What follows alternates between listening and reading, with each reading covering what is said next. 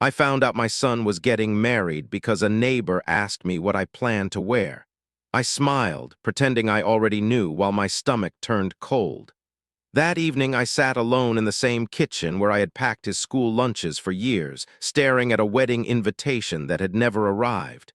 When I finally gathered the courage to ask him, he said it was less complicated this way. Those 4 words carried more weight than any argument could have. I said nothing. I simply nodded. A month later, long after the music had stopped and the photographs had been framed, my phone lit up with a single text from him. "The mortgage is due." Everything changed after that. People often assume silence means there is nothing to say. I used to believe that too. As I grew older, I realized silence usually carries the things people cannot explain without reopening old wounds. By the time my son reached his 30s, my life had settled into a routine so predictable that most days looked almost identical. I woke before sunrise, made a cup of black coffee, watered the small garden behind my house, and read the newspaper from beginning to end. The neighborhood changed over the years. New families moved in. Old friends passed away. Children grew into adults and disappeared into cities where their lives became too busy for front porches and evening conversations. I stayed. The house stayed with me too. Every hallway still carried memories that never seemed to fade. There was a faint scratch on the kitchen wall from the time my son tried riding his bicycle indoors when he was 8. One cabinet door never closed properly because he had slammed it after losing his first baseball game. The living room floor had been refinished twice, but I could still remember where he had built forts out of blankets during rainy weekends. Most people would have renovated everything years ago. I never wanted to. The house reminded me that love had once lived here loudly. Now it lived quietly. My wife had been gone for many years. Cancer does not ask whether a family is ready. It simply arrives, rearranges every plan, and leaves behind rooms that suddenly feel much larger than they used to.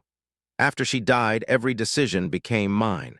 Every bill, every school meeting, every birthday, every difficult conversation. I never thought of it as sacrifice. It was simply what fathers do. There were months when I worked overtime just to make sure my son could stay on his soccer team because I knew how much it meant to him. I learned how to braid fishing line because he wanted to fish one summer. I sat through school concerts where he only played 3 notes on a trumpet before forgetting the rest of the song. None of those moments felt extraordinary. They felt ordinary. Looking back, I think ordinary love is the strongest kind because it asks for no applause.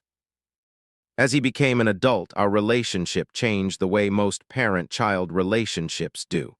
He found a career. He made new friends. He moved across town. Phone calls became weekly instead of daily, then every other week, then whenever life allowed. I never complained. Children are supposed to build lives of their own. Parents are supposed to step back. At least that is what I told myself. Whenever he visited, I tried not to fill every silence with questions. I had seen other parents do that. They demanded explanations for every decision, every absence, every delayed phone call.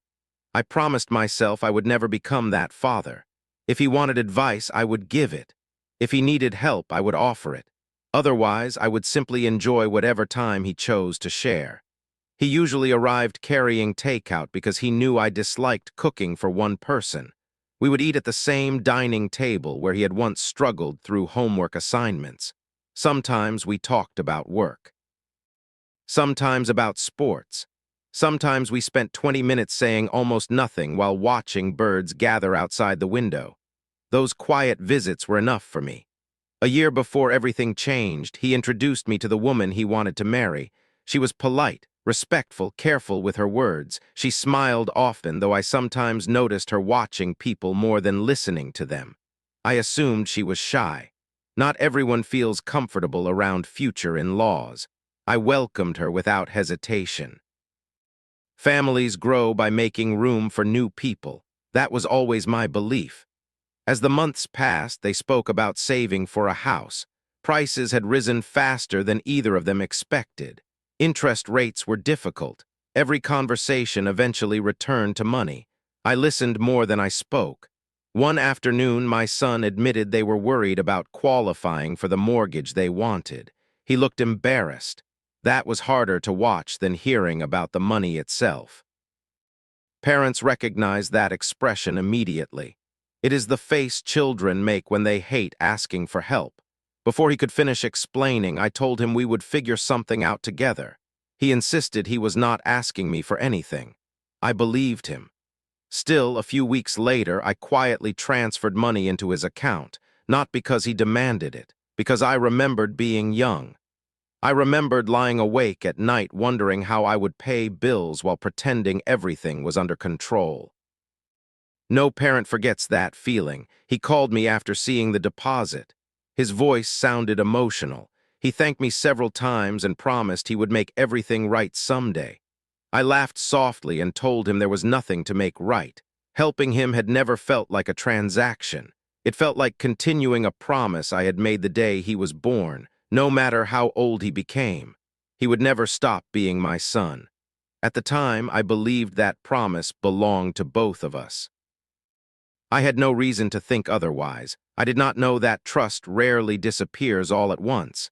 It fades quietly, one unnoticed moment at a time.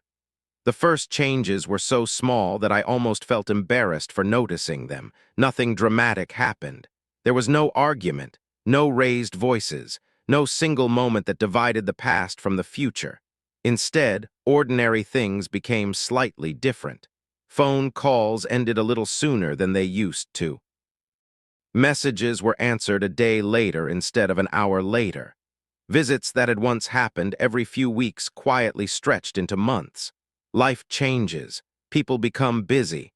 I reminded myself of that every time I felt disappointed. I refused to become the father who measured love by the number of phone calls he received. When my son did call, his voice sounded familiar, but something beneath it had changed. He spoke quickly, almost as if every conversation had already been timed before he answered. He always had somewhere else to be, another appointment, another meeting, another errand. I believed him because I wanted to.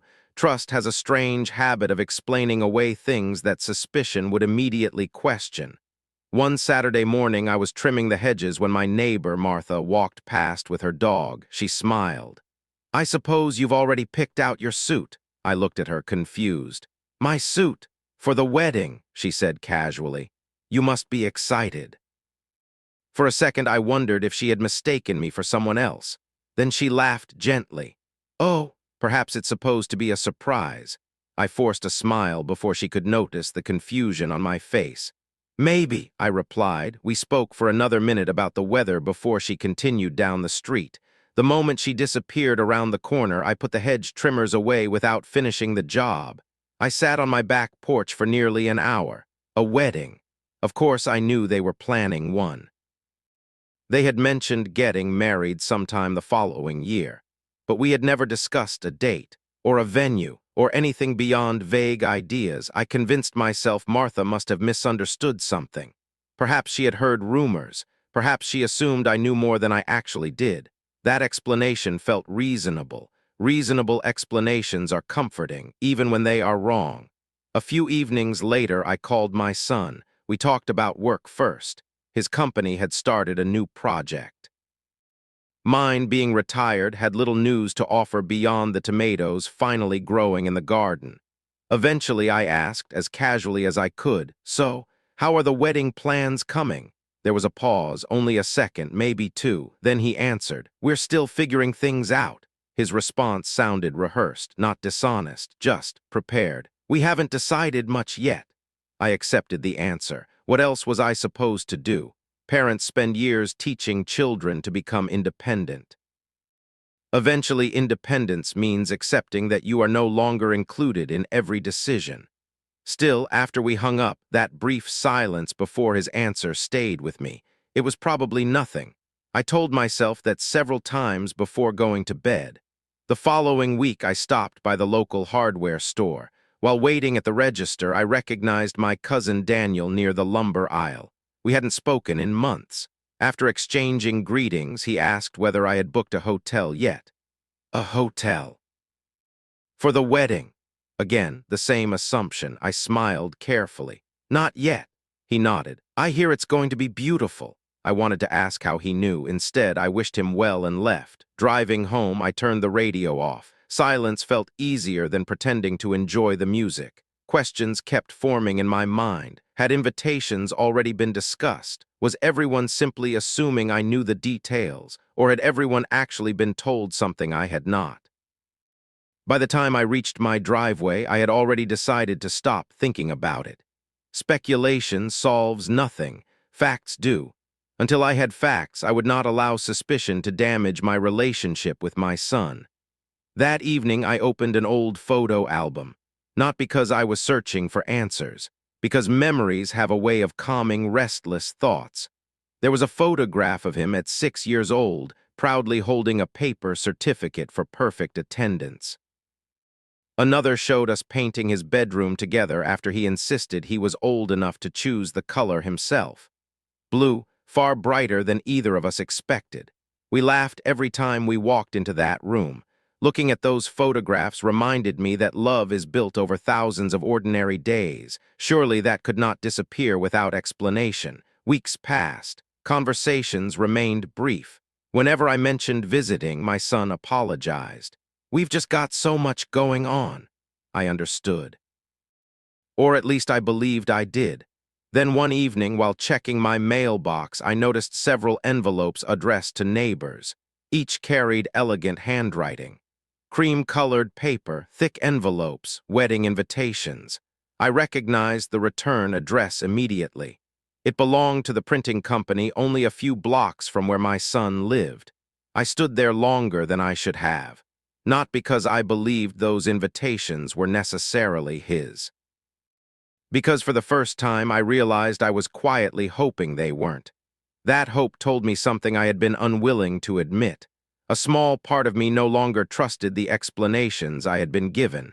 I still chose silence. But silence no longer felt peaceful.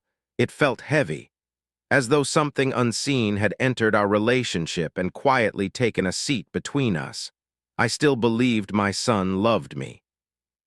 I simply could not understand why every answer now seemed to leave behind another unanswered question. There comes a point when doubt stops feeling like imagination. It does not happen because someone confesses. It happens because too many small pieces begin fitting together in ways you never wanted them to. I still refused to believe my son would deliberately keep me out of one of the biggest days of his life. Whenever that thought entered my mind, I pushed it away. There had to be another explanation. There always is until there isn't. A few days after seeing the wedding invitations in my neighbor's mailboxes, I decided to call him again. I waited until the evening because I knew he would be finished with work. He answered after several rings. His voice sounded distracted. "Hi, Dad." We exchanged the usual questions. "How are you? How's the garden? Have you been sleeping well?" None of them lasted more than a sentence. The conversation felt like people following instructions instead of talking naturally. Then I asked, as gently as I could, "Have you chosen a date yet?" Another pause, longer this time. "We're still working things out." His answer matched the one he had given weeks earlier, almost word for word. I looked down at the calendar sitting beside the telephone. Several weeks had passed. Surely something had changed. But I did not challenge him. Instead, I simply said, "Take your time." He sounded relieved. We ended the call less than 5 minutes later. After hanging up, I wrote the date in a small notebook I kept beside the phone. Not because I was building a case against anyone, because I wanted to remember what had been said. Age teaches you that memory can become unreliable. Written words cannot quietly change themselves later. For the first time in my life, I began keeping simple notes, nothing dramatic, just dates, phone calls, short conversations, little details. I told myself it was only for clarity. I hoped I would never need them. The following weekend, I drove to the grocery store early in the morning. While reaching for a loaf of bread, I heard someone call my name. It was Karen. She had worked with my late wife years ago. We had not seen each other in a long time. She hugged me warmly. Then she smiled. "I can't wait to see everyone together next month." I frowned slightly. "Next month?" "The wedding," she replied. "It'll be wonderful." I felt something tighten inside my chest. Not sharp enough to be pain, just heavy enough to make breathing feel different. Still, I smiled. "I hope so." She continued talking, mentioning flowers, mentioning travel plans, mentioning how difficult it had been finding a hotel nearby because so many guests had already booked rooms. Guests, hotels, plans, all spoken as though everyone already knew. Everyone except me. I left the store with half the groceries I intended to buy. The shopping list remained folded in my pocket. I no longer cared about bread. Driving home, I kept replaying the conversation. Karen had no reason to lie, neither had Martha, nor my cousin Daniel, three unrelated people, three separate conversations, all pointing toward the same conclusion. Either they were all mistaken, or I was the only person missing the truth. That evening I searched social media. I rarely used it, mostly to look at photographs friends posted of grandchildren or vacations. My son rarely shared personal things online. That had always been his habit, but other people did. Within minutes, I found photographs from what appeared to be an engagement celebration, nothing extravagant, just family gathered around a decorated table. Smiles, cake, champagne glasses. I recognized nearly every face. My sister, two cousins, several family friends, his future in-laws. I enlarged the photograph. Then another. Then another. I looked carefully at every corner of every image. I was nowhere. No empty chair waiting for me. No sign that I had been expected. No indication that I had simply missed the event. I had never been invited. I closed the laptop without leaving a comment, without sending a message, without asking questions. The room suddenly felt much quieter than before. I made myself another cup of coffee even though it was nearly bedtime. It grew cold before I took more than 2 sips. The next afternoon, my sister called. We spoke about ordinary things first. Her grandchildren, her garden, the weather. Eventually, she mentioned buying a wedding gift. Then she stopped talking. Silence filled the line. I realized she had assumed I already knew. She was waiting for me to continue the conversation. Instead, I asked one careful question. "When did you receive the invitation?" She hesitated. "Oh." It was a tiny sound, barely a word, yet it told me everything. "About 3 weeks ago," she answered quietly. 3 weeks. 3 weeks during which I had spoken to my son twice. 3 weeks during which he had told me nothing had been decided. I thanked her for the conversation. I wished her a pleasant evening. Then I ended the call before she could apologize for something that was never her responsibility. I walked through my house slowly, past the family photographs, past the hallway where pencil marks still measured my son's height as he grew, past the bedroom that still contained an old baseball glove he had forgotten years earlier. Nothing inside the house had changed, yet everything felt different. Trust does not disappear because of one lie. It disappears because every truthful memory suddenly begins standing beside a new question. What else had I not been told? What conversations had happened while I believed everything was normal? How many people had known before I did? I opened the notebook beside the telephone again. For the first time, I did not write only what had been said. I also wrote what had been proven.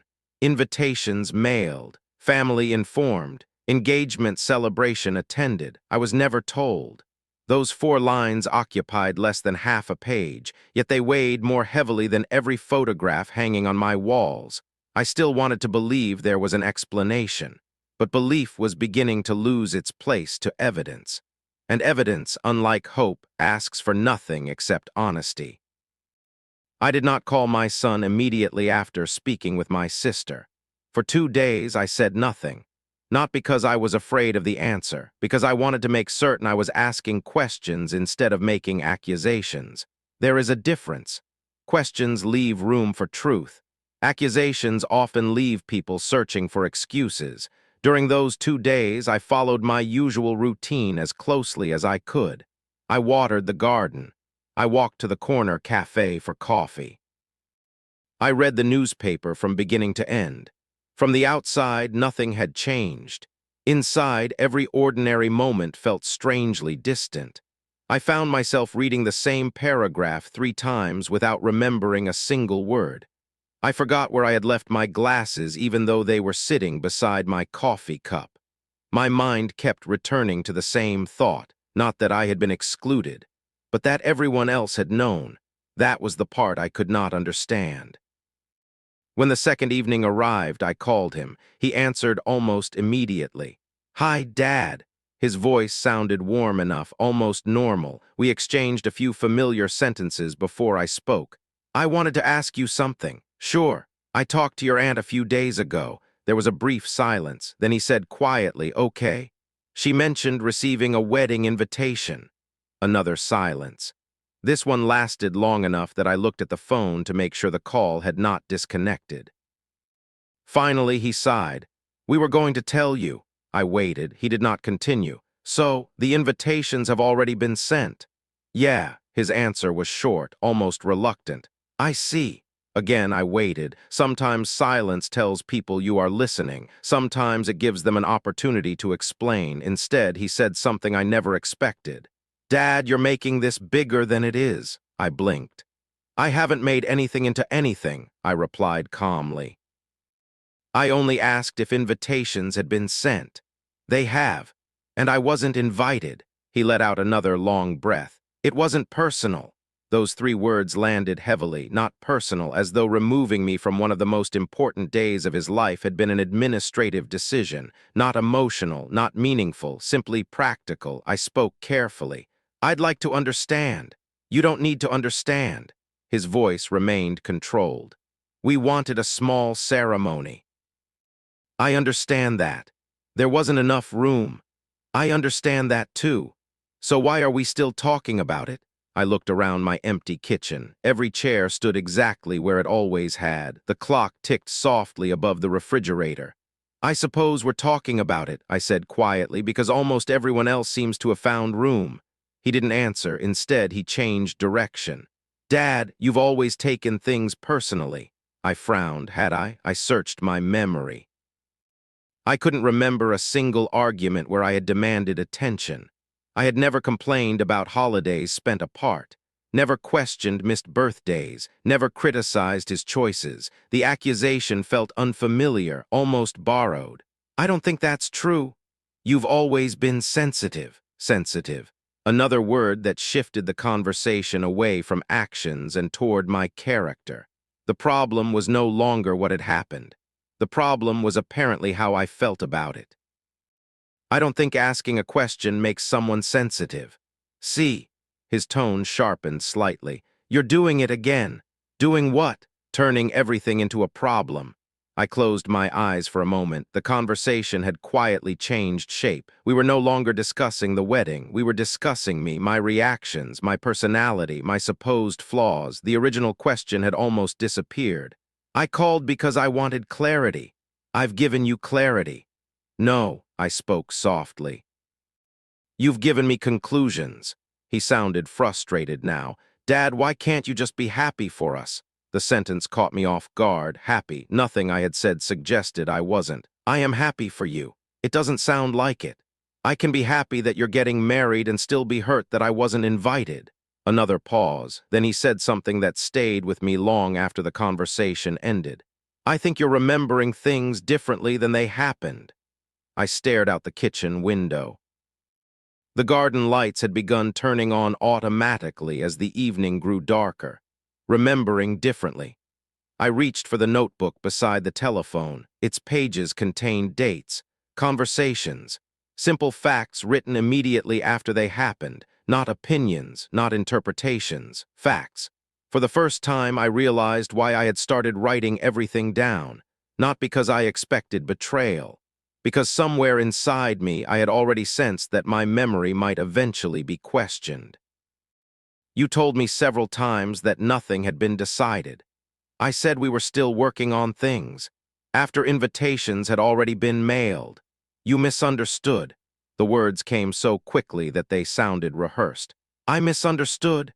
"Yes." I looked at the notebook again. There, in my own handwriting, were the exact phrases. "We're still figuring things out. We haven't decided much yet. I had written them on the day he said them, not weeks later, not after discovering the invitations.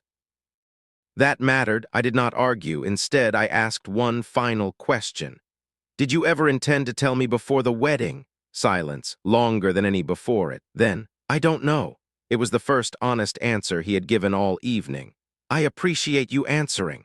Dad, I won't keep you. I ended the call gently. No raised voices, no accusations, no dramatic goodbye, just silence. The following afternoon, my daughter-in-law called for the first time in weeks. Her voice was kind, almost overly careful. She told me she had heard about my conversation with my son.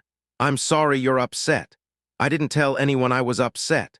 Well, he said you took everything the wrong way. I listened. She explained that the guest list had been complicated, that people had made difficult choices, that everyone hoped I would understand. When I asked who had made those choices, her answers became vague. We all agreed. It just happened. It wasn't meant to hurt anyone. Every explanation sounded complete until I looked closely at it. Then it dissolved into uncertainty. Before ending the call, she said quietly, I hope this doesn't change how you feel about us. I answered honestly, I don't know how I feel yet. After we hung up, I sat alone in the living room as evening settled over the house. No one had shouted at me. No one had insulted me directly. Yet somehow, by the end of every conversation, I was left wondering whether I had imagined the entire situation. The evidence said one thing, the people I loved said another. That conflict is exhausting, not because it confuses your mind, because it slowly teaches you to distrust it. For the first time in my life, I understood that gaslighting does not always sound cruel. Sometimes it sounds calm, reasonable, even loving. And that is precisely what makes it so difficult to recognize. After my conversation with my son and his fiancée, I stopped trying to explain my feelings. There seemed little point. Every question I asked somehow returned to me as though I had created the problem myself.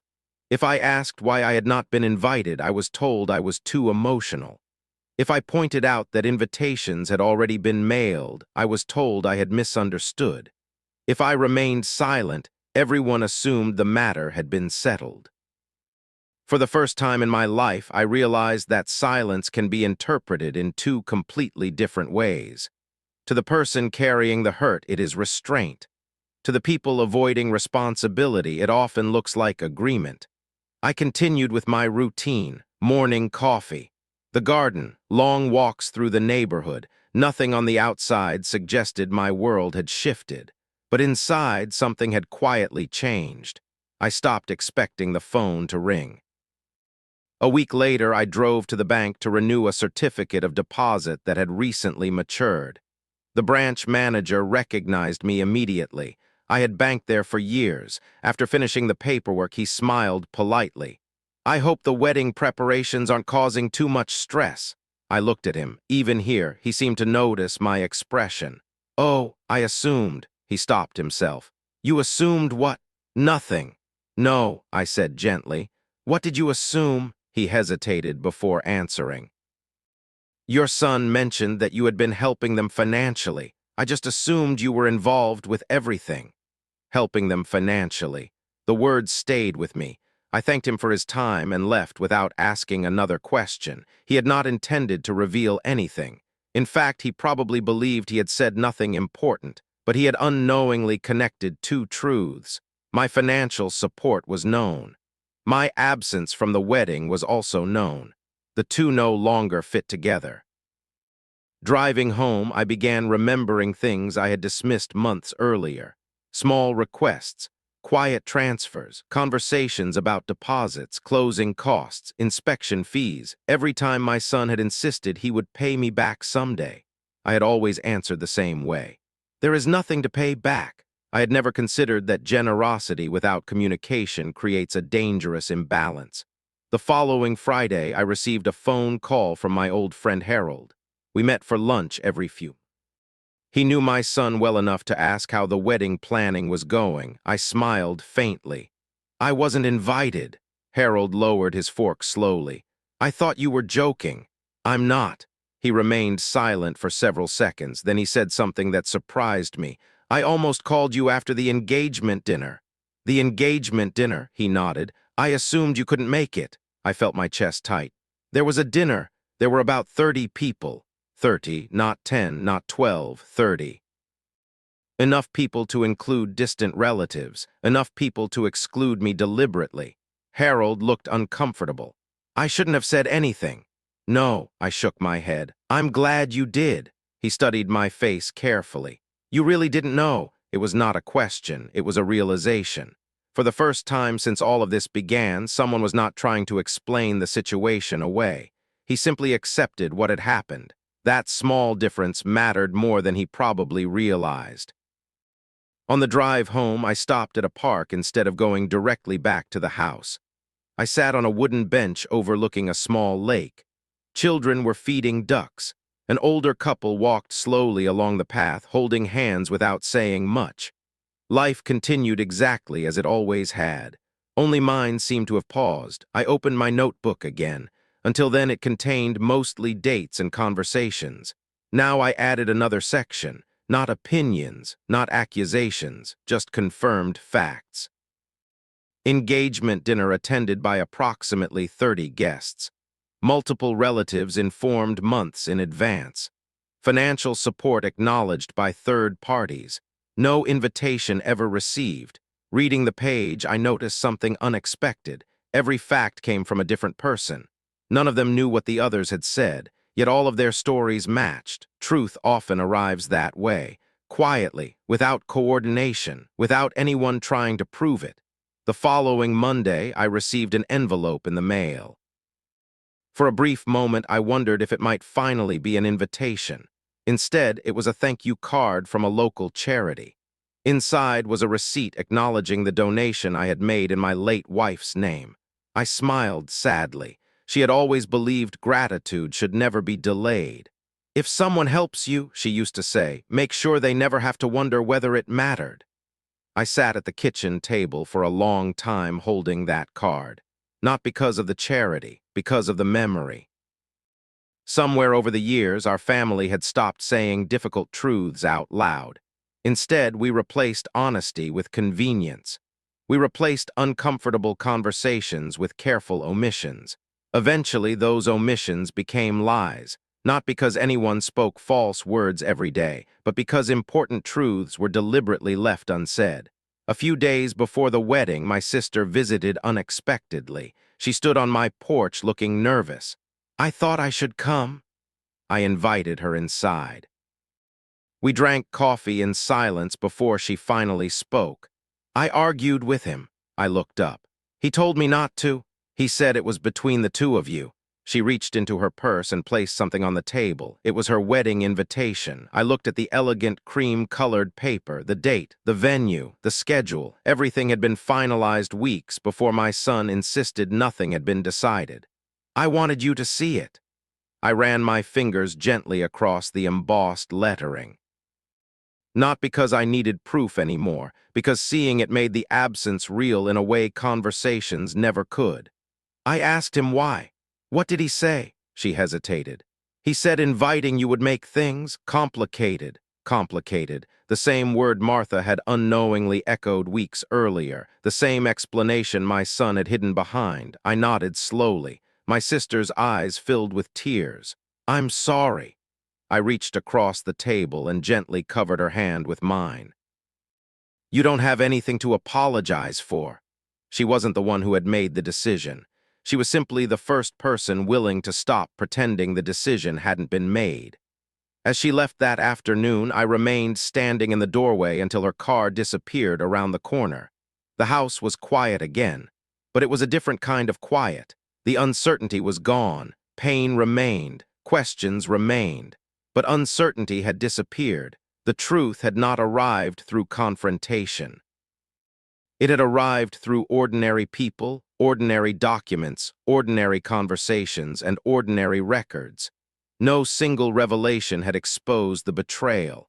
Reality had simply become impossible to deny. The wedding came and went without me. I did not drive past the venue. I did not ask anyone to send photographs. I did not sit at home imagining what was happening every hour. There are some kinds of pain that become heavier the more attention you give them. I chose to spend that Saturday the way I always had. I woke early, made coffee, watered the garden, replaced a loose board on the back fence that had needed fixing for weeks. It was not denial, it was survival. Around noon, church bells echoed across the neighborhood. I looked up for only a moment before returning to my work. Somewhere across town, my son was getting married. People were smiling for photographs, making speeches, raising glasses, beginning a new chapter of their lives. Mine remained strangely still. That evening, I cooked myself a simple dinner. I left the television off. The silence no longer frightened me. It simply reminded me that some chapters end without anyone announcing they are over. The following weeks passed quietly. Neighbors who had attended the wedding avoided mentioning it. Those who had not attended assumed everything had gone well. No one asked why I had never spoken about it. Perhaps they already knew. Perhaps they were trying to protect me. Either way, I appreciated their restraint. Life slowly returned to its familiar rhythm, or at least it appeared to. Exactly 1 month after the wedding, I was trimming roses in the front yard when my phone vibrated in my pocket. I wiped my hands on an old towel before looking at the screen. It was my son, not a phone call, a text message, only 4 words. The mortgage is due, nothing else. No greeting, no question, no mention of how I had been. No acknowledgement that an entire month had passed since he had excluded me from the biggest day of his life. Just 4 words. I read the message 3 times. Each reading felt colder than the last, not because he had asked for help. He had done that before. What unsettled me was the assumption behind the message, as though nothing had changed, as though our relationship had remained exactly where it had always been, as though silence erased consequence. I slipped the phone back into my pocket without replying. For the first time in many years, I allowed a full day to pass before answering him. Not as punishment, because I needed to understand something before I responded. The next morning, I unlocked the small filing cabinet in my study. It had belonged to my wife. Inside were neatly labeled folders containing decades of paperwork, insurance policies, tax returns, property records, bank statements, everything organized in her careful handwriting until the year she became too ill to continue. After that, I had tried my best to keep the same system. I removed the folder marked house, then another labeled transfers, finally one containing copies of legal documents. I spread everything across the dining room table. For years, I had helped my son without keeping score, but I had always kept records, not because I distrusted him, because paperwork matters, especially when families convince themselves it never will. The statements told a quiet story. One transfer helped with the down payment. Another covered unexpected closing costs. Several smaller payments followed during the first year after he moved in. Repairs, insurance, property taxes during a difficult month. Each payment had been made willingly. None had been hidden. Most included short notes in the transfer descriptions. For the house, hope this helps. Love, Dad. Reading those notes felt strangely painful, not because I regretted sending the money. I did not. I regretted believing generosity automatically creates respect. Sometimes it creates expectation instead. I found the mortgage paperwork near the bottom of the folder. My name appeared repeatedly, not as the primary owner, not exactly, but as guarantor. The bank had approved the loan only after I agreed to assume legal responsibility if payments were missed. I remembered signing those documents. My son had looked embarrassed. The loan officer had thanked me for helping. I had smiled and said families look after one another. At the time, I believed that sentence completely. Now it sounded different.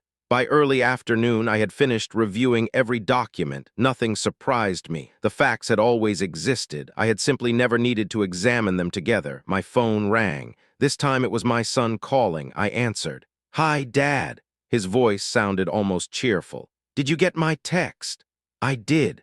There was a brief pause. "So, can you transfer your part today?" Your part. I looked down at the papers covering the table. Interesting choice of words. My part. Yeah, the payment's due tomorrow. I spoke carefully. I wasn't aware we still had an arrangement. Silence. What do you mean? I mean a great deal has happened since we last spoke. Dad, his tone immediately changed. Please don't start this again. I almost smiled, not because anything was amusing, because the pattern had become familiar. Whenever uncomfortable facts appeared, the conversation shifted toward my behavior. I haven't started anything. I'm just asking you to do what you've always done. There it was, expectation, simple, direct, untouched by everything that had happened. I folded one of the bank statements and placed it neatly back into its folder. I've always helped because I believed we trusted each other. We do. I let those words settle. Then I asked quietly, did trust include inviting everyone except me to your wedding? He sighed heavily. We already talked about that. No, I answered, you explained it. What's the difference? An explanation tells someone what happened. I paused. Understanding why it happened is something else entirely. For several seconds, neither of us spoke. Finally, he said, so you're refusing to help. It struck me that he had skipped over everything else. Not my feelings, not the wedding. Not the exclusion, only the money remained important. I didn't say that. Then what are you saying? I'm saying I need time. For what? To decide what our relationship actually is. Another long silence. When he spoke again, his voice carried something I had not heard before, not anger, not sadness, confusion, as though he genuinely could not understand why the mortgage and the wedding had anything to do with one another. We're family. Yes, we are. But family is more than shared debt. He did not answer. Neither of us seemed to know what came next. Eventually, he muttered that he had another call to make. We ended the conversation politely. No shouting, no insults, only distance.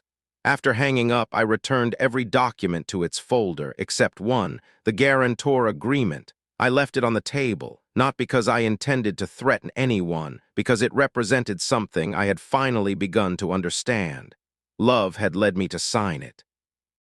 Responsibility required me to read it. That evening, I sat on the back porch watching the sun disappear behind the trees.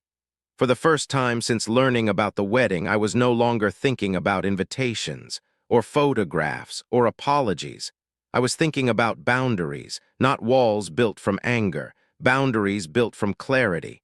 There is a quiet difference between helping someone because you are loved, and helping someone because your help has become expected. One strengthens a relationship, the other slowly replaces it. As darkness settled over the yard, I realized the real crisis had never been the wedding. The wedding had only revealed something that had been growing unnoticed for years. The mortgage was simply the first moment when that hidden truth demanded an answer. After our conversation about the mortgage, I stopped waiting for my phone to ring. For weeks, I had measured my days by what might happen next. Would he apologize? Would he explain? Would someone in the family finally admit that what had happened was wrong? None of those things came. Instead, there was silence. Not the peaceful silence that had always comforted me. This one felt different. It was the kind of silence that follows a question no one wants to answer. I spent more time walking than usual. There was a trail along the river a few miles from my house where I had gone for years whenever life became difficult. My wife loved that place. She used to say the river never hurried, yet somehow it always reached where it was going. I thought about that often. For most of my life, I believed patience solved almost everything. If people were angry, give them time. If someone misunderstood you, wait until emotions settled. If relationships became strained, continue showing kindness. Eventually, things would return to normal. That belief had carried me through my wife's illness, through lonely birthdays, through retirement. Through every challenge I had faced as a father. Now I wondered whether patience sometimes becomes another word for avoidance. Not everyone sees quiet endurance as love. Some people begin to see it as permission. One afternoon, my sister called again. She asked if she could stop by. When she arrived, she looked as though she had been carrying something heavy for days. We sat at the kitchen table with 2 untouched cups of coffee between us. I talked to him again, she said softly. I nodded but did not. He doesn't understand why you're upset. Those words no longer surprised me. What exactly did he say? She looked down at her hands. He said, "You've always helped without asking for anything." I listened carefully. He thinks that's just how things have always worked. There it was, not cruelty, not hatred, something more complicated, expectation built over years. Every time I solved a problem without complaint. Every time I quietly transferred money. Every time I said, "Don't worry about paying me back." I had been teaching him something. I believed I was teaching generosity. Perhaps without realizing it, I had also taught him that my support would never have limits. That realization hurt more than any argument could have, because it forced me to examine my own part in the story. Parents spend years protecting their children from hardship. Sometimes we become so good at protecting them that they never learn the weight of our sacrifices. I don't blame you, my sister said, breaking the silence. I'm not blaming anyone. She looked at me carefully. You aren't angry. I am, I answered honestly, but anger isn't the hardest part. What is? I stared toward the window where afternoon sunlight rested across the garden. Accepting that someone can love you, I paused, and still fail to respect you. Neither of us spoke after that. Some truths leave no room for conversation. A few days later, my son called again. This time I answered with a calm voice. He asked how I was. I asked how work was going. For a moment it almost sounded like one of our old conversations. Then he returned to the mortgage. I had to move some money around. I see. It would have been easier if you'd answered sooner. I said nothing. Dad, I'm listening. I just wish things could go back to normal. Normal. I thought about that word. Normal had been paying bills quietly while pretending nothing was wrong. Normal had been accepting exclusion without asking questions. Normal had been confusing generosity with obligation. No, I did not want normal anymore. I don't think they can. He sounded disappointed. So what happens now? It was the first time he had asked a genuine question instead of making an assumption. I appreciated that. I think we need something we've avoided for a long time. What's that? Clear boundaries. He did not respond immediately. I don't know what that means. It means I will always care about you. I spoke slowly. Nothing changes that. But caring about someone doesn't mean pretending difficult things never happened. The line remained quiet. I've spent years trying to make life easier for you. Because you're my dad. Yes, but somewhere along the way, helping became expected instead of appreciated. I appreciated it. I believe you did. I wasn't trying to win an argument. I was trying to describe reality. But appreciation isn't only something people feel. It has to appear in the way they treat you. He breathed deeply. I never meant to hurt you. For the first time since this began, I believed every word. Intentions matter, but they do not erase consequences. I know. You do. Yes, I don't think you planned this to cause pain. Then why are we here? Because sometimes people convince themselves that if they don't mean harm, I stopped for a moment, then no harm was done.